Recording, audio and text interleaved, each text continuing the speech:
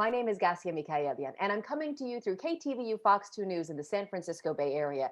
Today, we're talking about fears about the COVID-19 vaccine and how to overcome those concerns to keep yourself and your family healthy. I'm so happy to welcome Dr. Margaret Cochran, mental health expert, to the conversation. Thanks for being with us.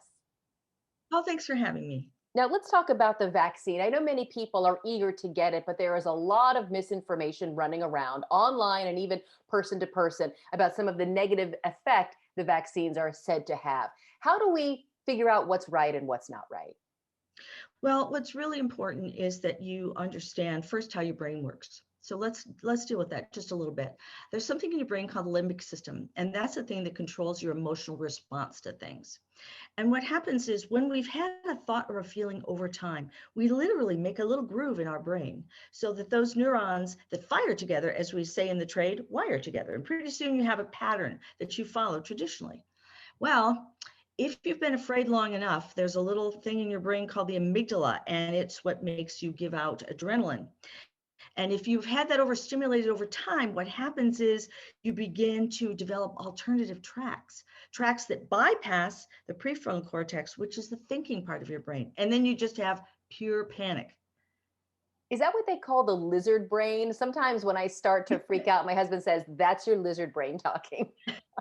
It is. It is. The human brain really hasn't evolved over the last 10,000 years very much.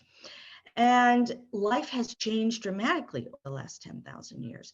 And what's really tricky about it is that there are a lot of people and institutions who really want to get a hold of your amygdala.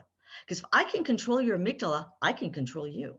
I can sell you anything. I can scare the pants off you. Whatever I want to do, if I've got your amygdala, I've got you.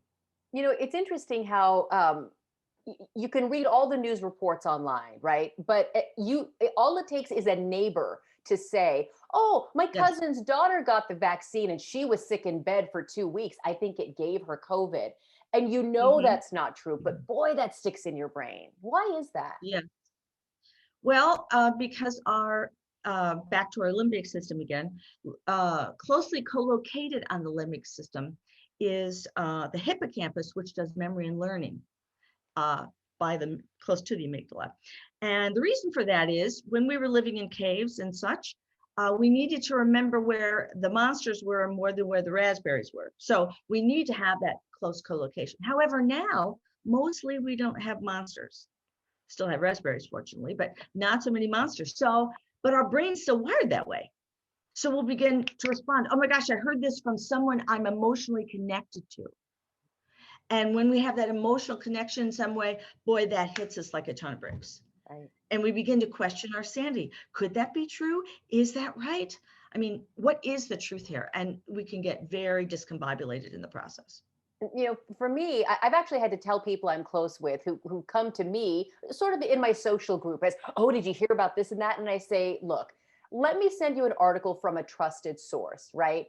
And it refutes everything that you're thinking about and scared about. And so is that a step? I mean, how do we find the truth? Because sometimes, that crazy lie or the crazy fabrication is so much easier to believe. I love that you brought that up because here's one of the things that happens to people in relationships of all sorts. Someone comes to you from an emotional place and you respond to them from an intellectual place. And guess what happens? Right. Nothing. It doesn't go well. So when someone says, "Oh my gosh, I heard this terrible thing and we're all going to die," and et cetera, et cetera, the first thing you do is reach them where they are, which is at an emotional place. And you say, I can see you're really worried about that. Tell me the story. Let me hear what the story is.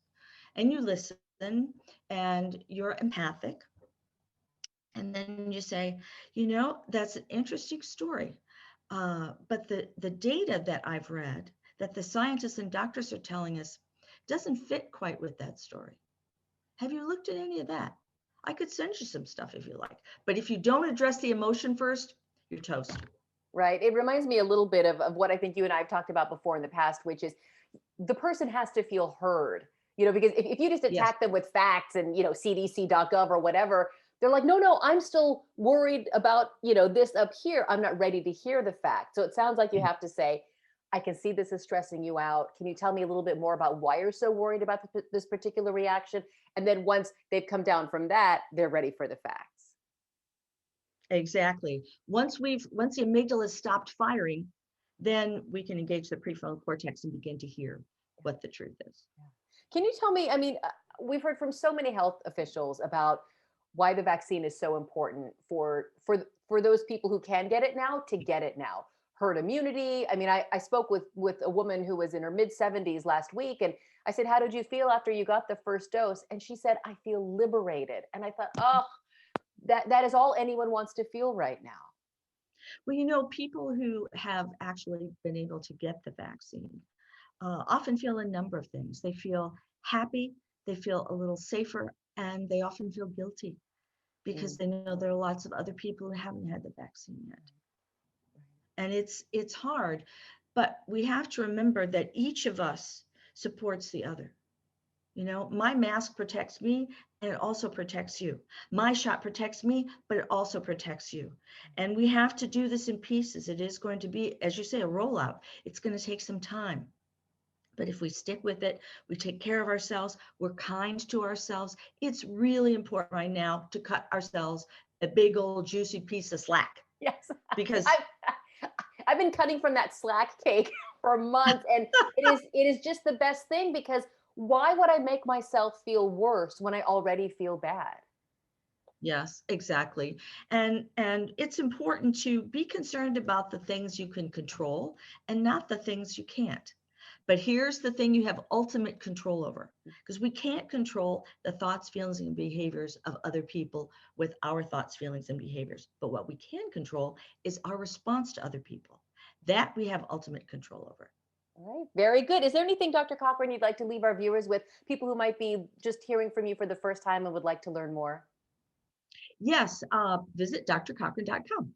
Okay, that's very great. Well, Dr. Margaret Cochran, thank you so much for your time and helping us ease our anxiety about the COVID vaccine. Be safe and be well.